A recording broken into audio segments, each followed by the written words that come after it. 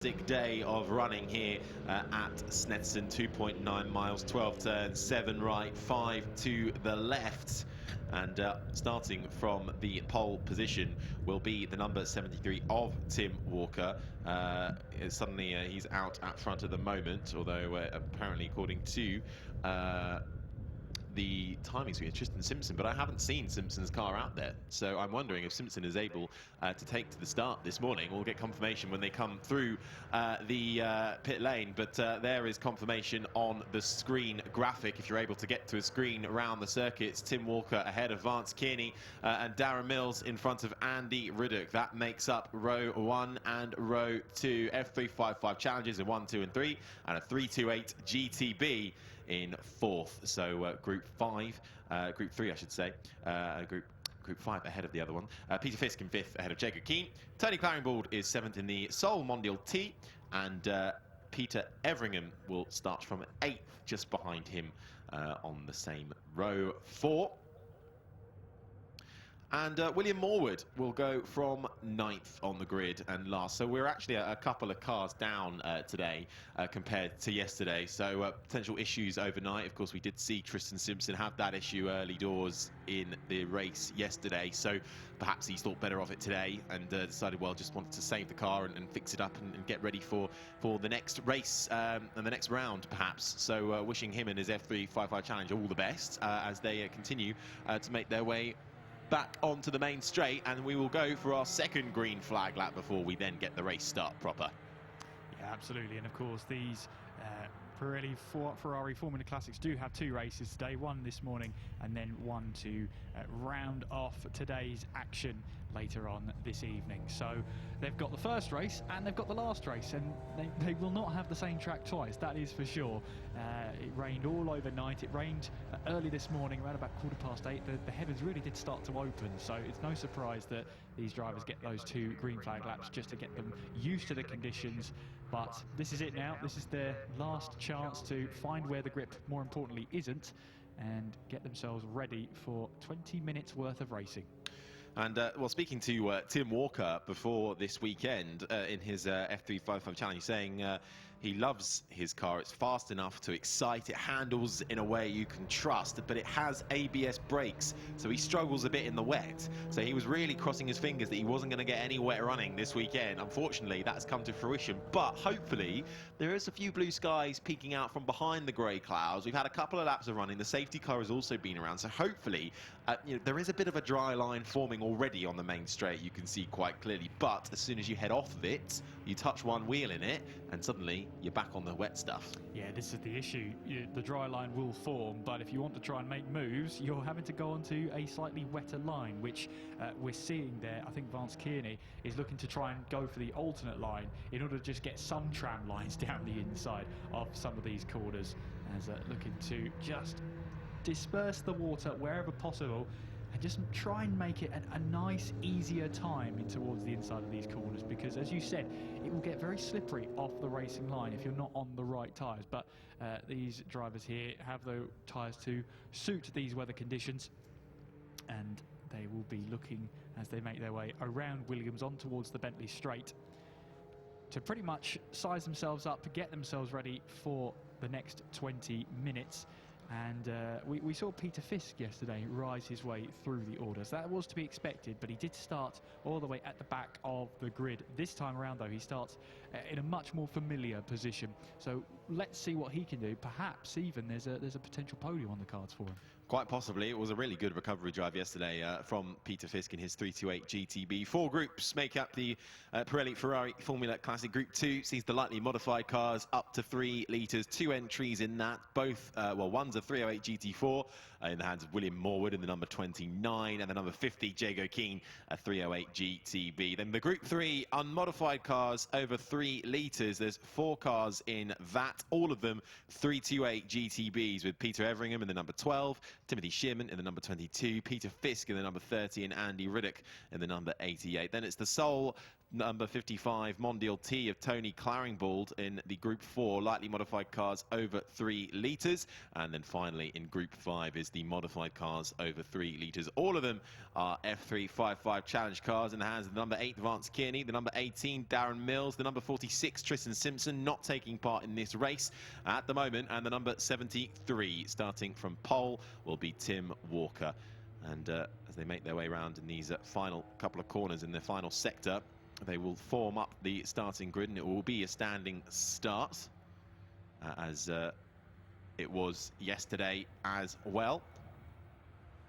Making their way onto the grid, Vance Kearney getting very eager to go at the front, but I tell you what, someone's coming to the pits. It's the pole man, Tim Walker, has come into the pit, so he will not start from the front row. It will be Vance Kearney alongside Darren Mills that makes up the front 2 cars, as perhaps potential issues there for the number 73. His door is open, or the window's open, and talking to one of his engineers and mechanics, so hopefully he might be able to get back out. He will be able to start, if he can, from the pit lane after they all go, but the rest of them will line up on the grid. The green flag flies at the back, the 5-second warning light goes on, and race 2, the Pirelli Ferrari Formula Classic, is nearly underway. Vance Kearney in the all-white F355 Challenge goes from the front row alongside Darren Mills. Then it's the number 88 car just behind them of Andy Riddick. It's a great start by Vance Kearney though, and Andy Riddick. Kearney untouchable into turn 1. Riddick trying to go around the outside. It's going to be tough here.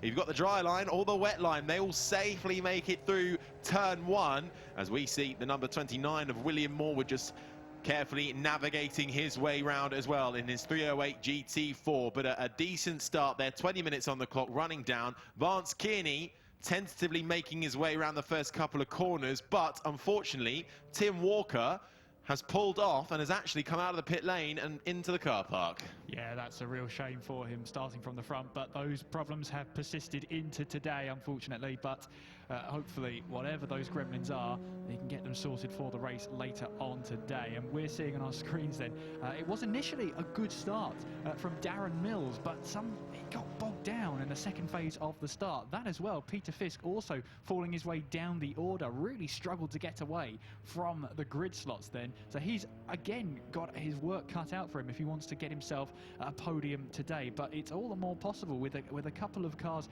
actually retiring from this race. But Vance Kearney at the moment is absolutely trying to sail away, and I can say sail away because looking at the track surface, I think it's very apt.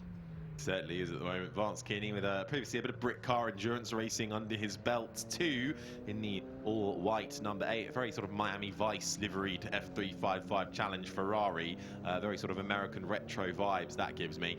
Beautiful, very striking on this grid, is well out and leading the field ahead of Andy Riddick in the number 88 328 GTB, who was battling, as you say, with Darren Mills early doors. We're currently watching on our screens Peter Fisk, decent recovery drive yesterday. As we mentioned, he's owned this 328 GTB well for 13 years. It's actually been in retirement for the last few years.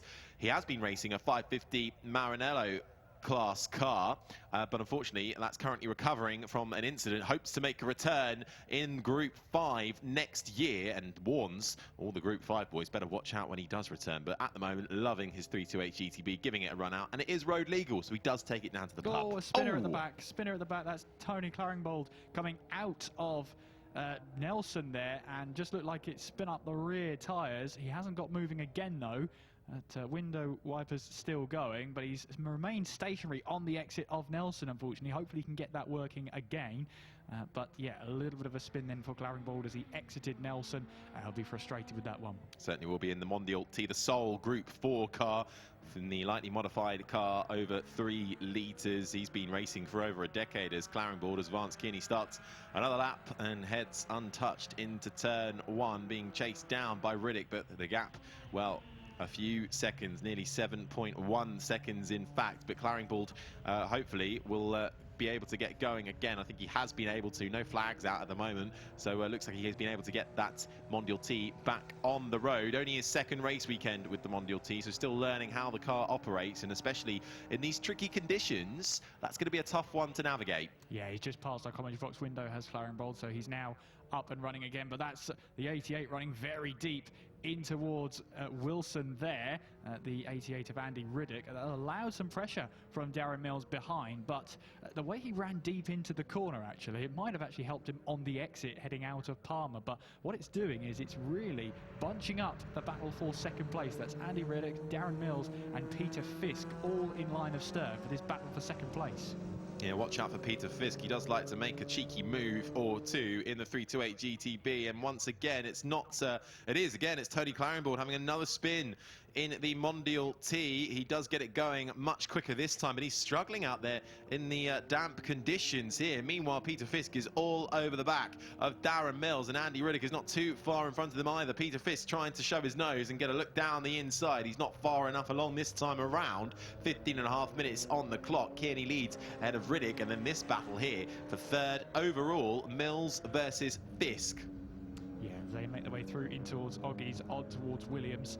Yeah, Peter Fisk really looks up for this one, but he's got to try and bide his time. As well, that's Kearney off on the left-hand side of our screen, so the race leader has changed. That's a mistake from Kearney, possibly, but he was going slowly. That's number 50 around. That's Jago Keane, who's now found himself around. So these are really challenging conditions for our drivers. That's coming in towards Oggy, so perhaps a little bit too much speed from Jago Keane on entry. All our drivers are struggling right now. They really are, as we see Jago Keane get going again in his 308 GTB. Vance Kearney has lost the lead. He's fallen down behind Darren Mills. He's just got back in front, I think, of Peter Fisk as he makes his way and tries to recover. I don't know, we haven't seen a spin or whether that was an issue. I have a feeling it was more likely a spin because he's still going fast and he looks like he's trying to find a way down the inside of Darren Mills, but certainly he's been able to get back on the pace straight away, has Vance Kearney in the all-white F355 Challenge Ferrari car. The Pirelli Ferrari Formula Classic Race 2 underway at just under, nearly 14 minutes to go of Race 2 here in these damp conditions. Kearney having a look down the inside of Darren Mills, bails out of it on that occasion, just got a little bit too close, but that's put him under pressure from Peter Fisk in the number 328 GTB, which is a Group 3 car, which is playing with the Group 5 cars at the moment. So certainly a nice inter-group battle going on here, but here comes Kearney down into turn 1. Great battle here in the leader positions. Currently Riddick leads ahead of Mills. Kearney's trying to get through to take back second. Fisk just behind them as well. Kearney can't quite find a way through there yet. He'll look down the inside in towards Wilson for sure. He'll be later on the brakes up the inside of Darren Mills. Then he'll try and grab the apex of the hairpin at Wilson, get back onto the power, and that is Kearney up to second place. So it's now Andy Riddick is the only driver ahead of him, and he looks like on the power coming out towards Wilson, now up the inside in towards Palmer. He's got the inside line, and that is Kearney back into the lead of this race. So a little bit of a scare for him, but it's taken him about half a lap, maybe slightly more, to get back into the race lead, but now he'll want to stay there this time. He just wanted to have a bit of fun, didn't he? Do a bit of overtaking. And another spin there. It's the number 50 this time around. And that is Jago Keane. You are absolutely correct. In the 308 GTB.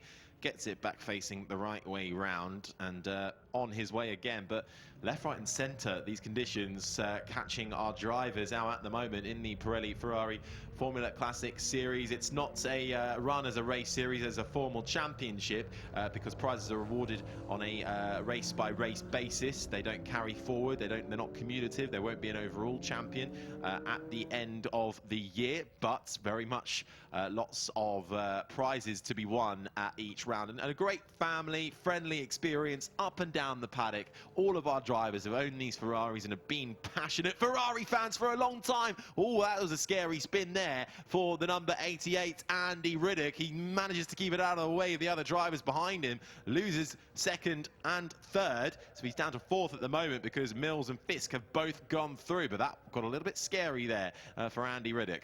Yeah, but able to get away with that one. Only a couple of positions lost, a bit of time lost as well.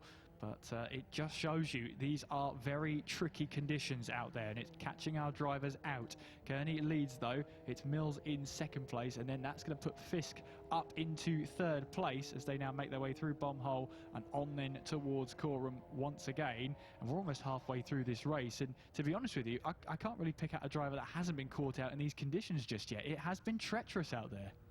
No, it hasn't. Well, actually, I think Darren Mills has been able to keep it fairly on the straight and narrow so far. Currently second at the moment, just under a second behind Kearney. I think, no, that's an old, I'm looking at the timing screen there, and I don't think that's quite up to speed at the moment, so I'll ignore that one for now. But Mills currently in second. There's Vance Kearney, comes past our commentary box down into turn one. It's maybe a second or so between the top two, and then, well, Fisk is really hounding them down coming in to turn one as the sun starts to eke out from behind these very grey and dark clouds here.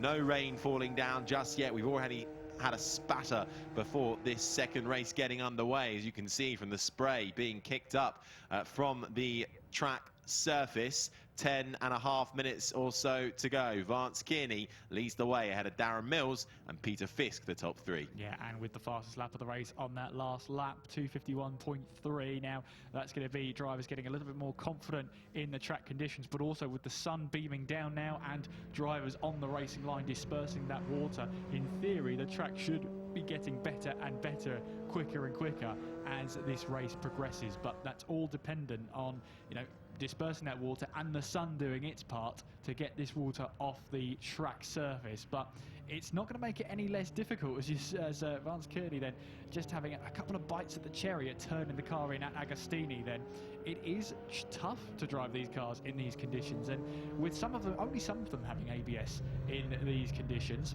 Peter Fisk, I saw going in towards Murray's, locking the front left wheel as he was trying to slow the car down. He did manage to slow it down, but it just shows you here that ABS in these conditions is going to be your friend, and if you don't have it, you might struggle just a little bit.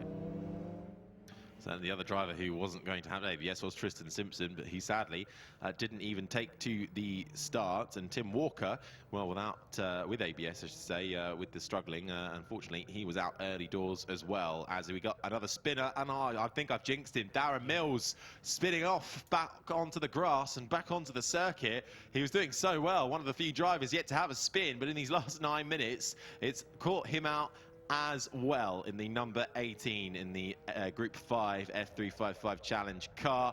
Mills back underway though, and still in front of Fisk. No, he's not. He's lost that to Fisk now. So it's Kearney who leads. Fisk, Mills, Riddick, Moore with the top 5, Keane, Claringbould, the 7 runners in this race, as we sadly have lost Everingham and Walker and a few of the other drivers overnight. Yeah, and we lost Tim Walker just at the start of this race. He was on that green flag laps, but then pulled it into the pit lane right before the race start and then in towards Parc Fermé, so he didn't take the start. So unfortunately for Tim, it's not been going too right for him this weekend, and hopefully we will see him later on this evening. He's got until about 5 o'clock to have a look over that car, give it the once over. Hopefully we will see him out on track, and hopefully, for his sake, I hope he sees the checker flag at least once today. Absolutely. The difficulty is for these drivers is they go straight into it, don't they? They don't have any practice. Yesterday, straight into one qualifying session and then 3 races off the bat. So you get a lot of track action, but there's no chance he won't be able to do a systems check running around the track in between now and the next race, will he? So that might play against him slightly.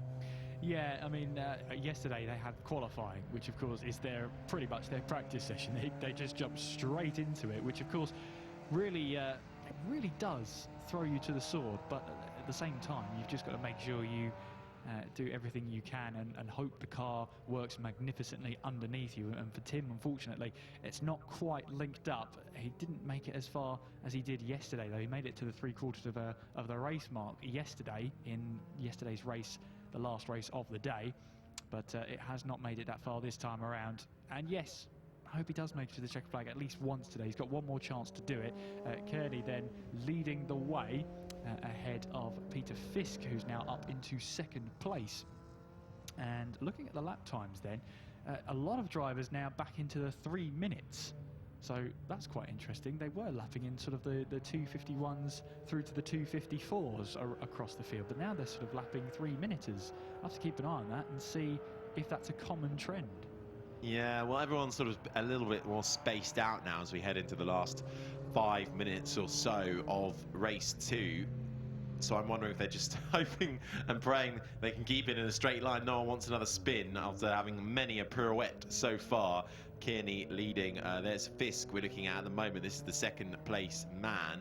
But this would be the win in his group, Group 3, 328 GTB. So Peter Fisk doing everything he needs to do so far. And you have to say he's been looking very tidy all weekend long at the moment, but he's got to bring that one home in these last 6 minutes. Kearney, Fisk, Mills, Riddick, Morwood, the top 5 cars at the moment. Jago Keane and Tony Claringbould making up the final runners currently on the board.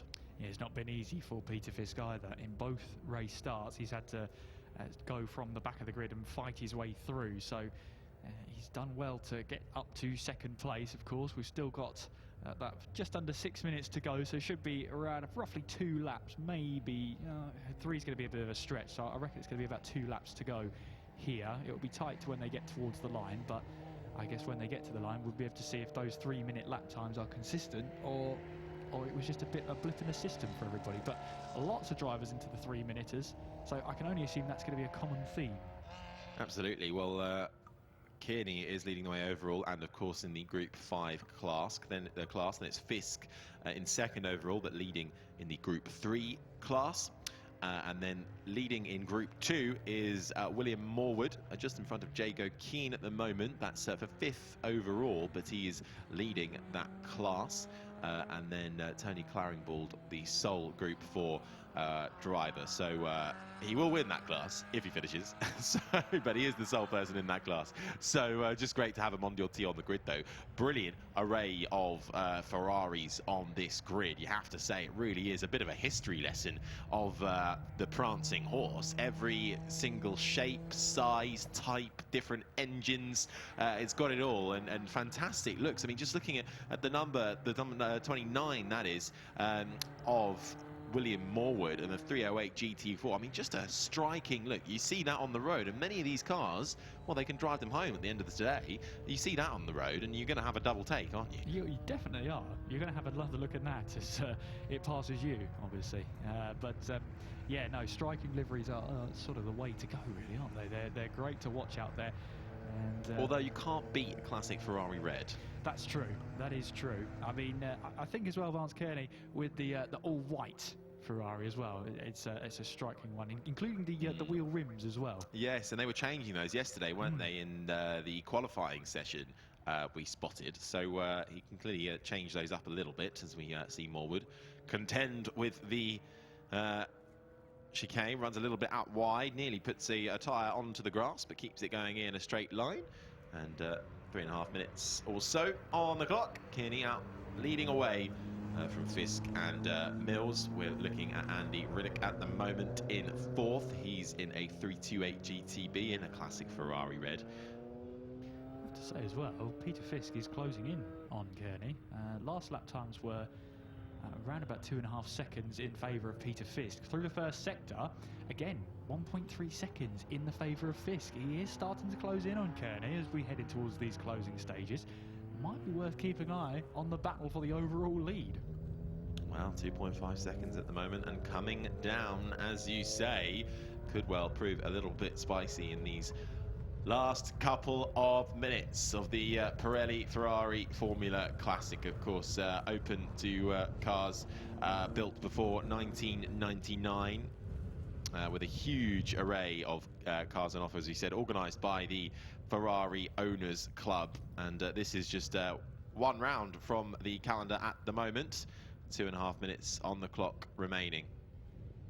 Yeah, I've just had a look at the commentary box window, and there's spots of rain appearing on our commentary box window at the moment, so we'll have to keep an eye on that one. It's only very light at the moment, shouldn't have too much of an effect, but we'll have to certainly keep an eye on that one towards the closing stages.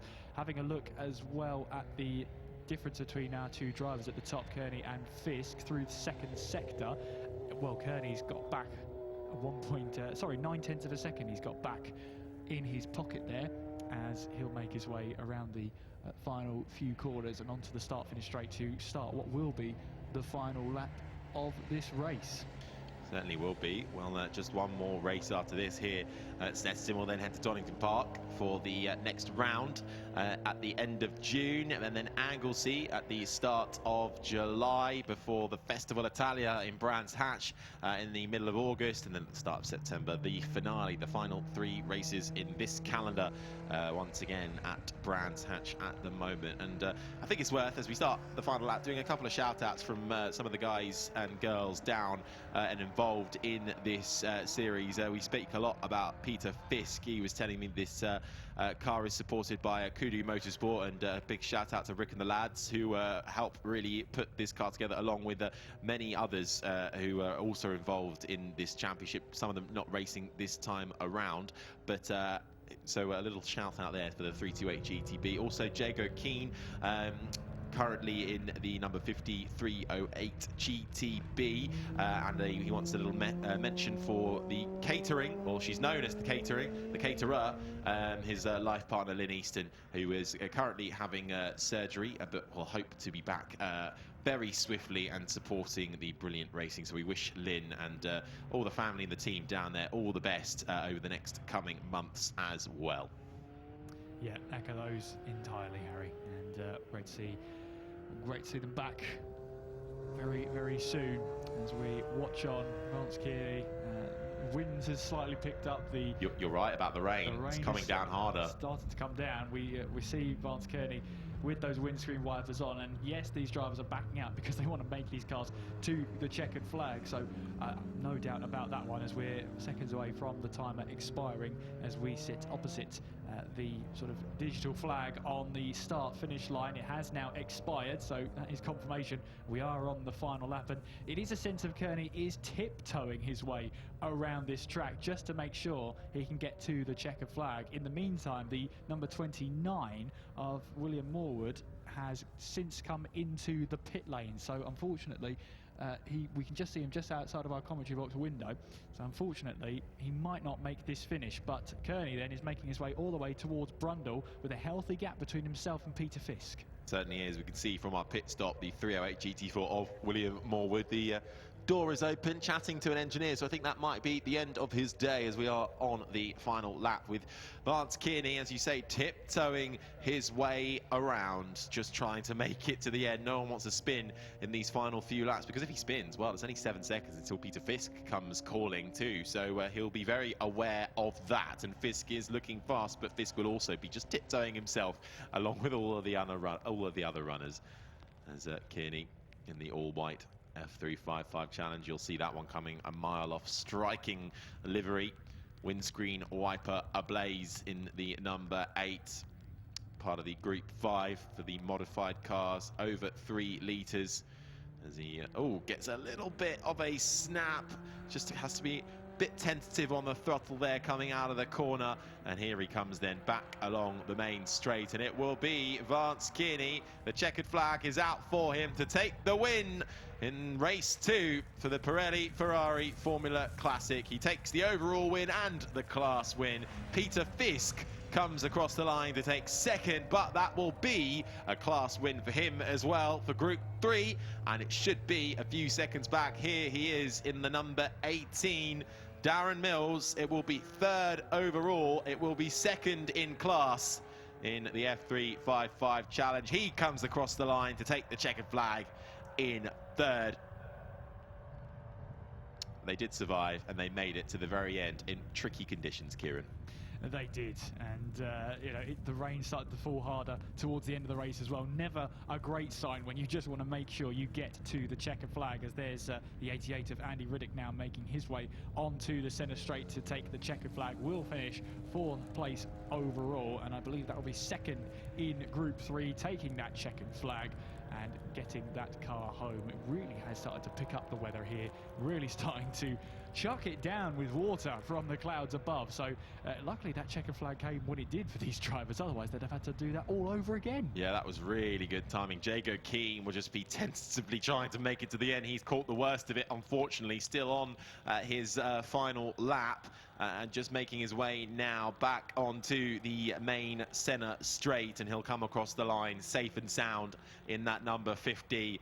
Sterling job there from all of the drivers to make it round here in difficult conditions as the rain now starts to hammer down. The clouds coming in and getting darker by the second here, but Jago Keane will be the, I think, will be the last of the runners. I think we saw Claringbould back in the pits, didn't we, a little earlier on? No, that was William Morwood, sorry. So Claringbould should hopefully still come around and will take 6th overall, and that will be perhaps his group. Yes, he's the sole Group 4 anyway, so it will be a Group 4 class win for him too in the Mondial T. And unfortunately, Morwood, Walker and Everingham could not quite make the end of this race, and we didn't even get to see Tristan Simpson get going because of issues. That meant Vance Kearney had a clear run down into turn 1. Peter Fisk was doing a lot of battling once again, trying to make up positions, and he was doing so as well. Tricky conditions to start this race, a dry line developing, but offline